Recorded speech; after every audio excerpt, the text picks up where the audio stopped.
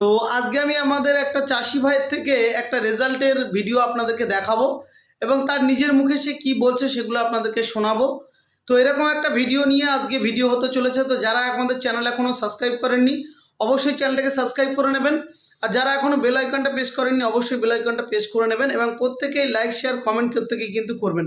তো চলুন চাষি ভাই কী বলছে, চাষি ভাইয়ের সঙ্গে আমাদের আজকে দেখা করছেন আমাদের বুদ্ধিশ্বর স্যার, এবং উনি কি জিজ্ঞাসা করছেন তার পরিপ্রেক্ষিতে আমাদের চাষি ভাই কি উত্তর দিচ্ছেন এবং তিনি কতটা খুশি সেই বিষয়ে আমরা দেখব। চলুন ভিডিওটা দেখা যাক, তারপর কথা বলছি। অলরেডি আমি চলে এসেছি জীবনতলাতে আছি। এখানে দাদাভাইয়ের ফিশারিটা ভিজিট করার আজকের ডেট ছিল। তো এটা বাজারটার নাম কি? হরিন্দা বাজার।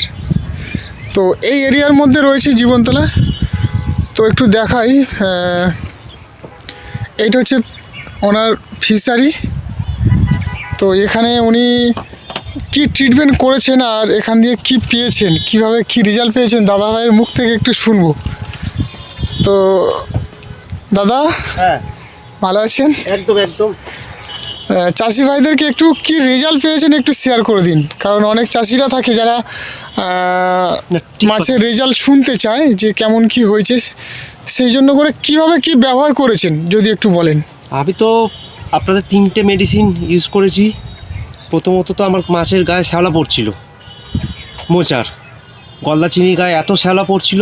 তারপরে আপনাদের সঙ্গে যোগাযোগ করে সিএইচের সঙ্গে যোগাযোগ করে আমি ভিটাবাস মারলাম, গ্যাস হয়েছিল গ্যাস আউট মারলাম, আর মেরেছি হাইমিন।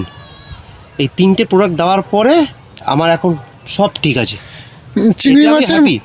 চিংড়ি মাছের মল্টিংয়ের বিষয়, মল্টিং একদম এখন যেরকম মল্টিং হচ্ছিল না সেই তুলনায় 50%-এর বেশি মল্টিং হচ্ছে এখন।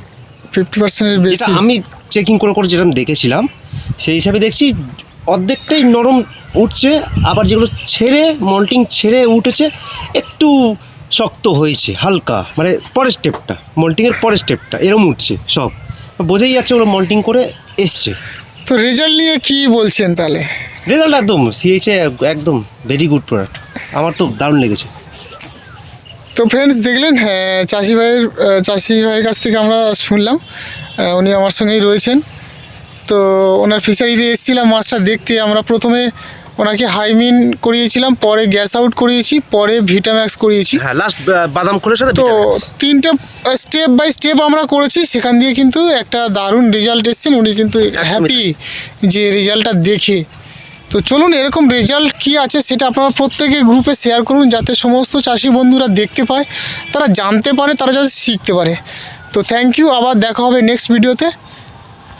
আপনারা ভিডিওটা দেখলেন এবং আপনারা প্রত্যেকটা বিষয় জানলেন। চাষি ভাই নিজের মুখে কিন্তু স্বীকার করলেন এবং প্রত্যেকটা বিষয় কিন্তু তুলে ধরলেন। এরপরেও যদি আপনাদের কোনো কিছু জানার থাকে, কোনো কিছু বলার থাকে, অবশ্যই করে আমাকে কন্ট্যাক্ট করতে পারেন এবং অফিসে কন্ট্যাক্ট করতে পারেন এবং আমাদের প্রত্যেকজন চাষি ভাইদের সঙ্গে কথা বলার জন্যে আপনারা কিন্তু আমাদের সঙ্গে যোগাযোগ করতে পারেন এবং আপনারাও কিন্তু নিজের চাষটাকে এইভাবে করে কিন্তু আপনি ডেভেলপ করতে পারেন, আপনিও কিন্তু হ্যাপি হতে পারেন। থ্যাংক ইউ সো মাচ সবাইকে, সবাই ভালো থাকুন, নমস্কার।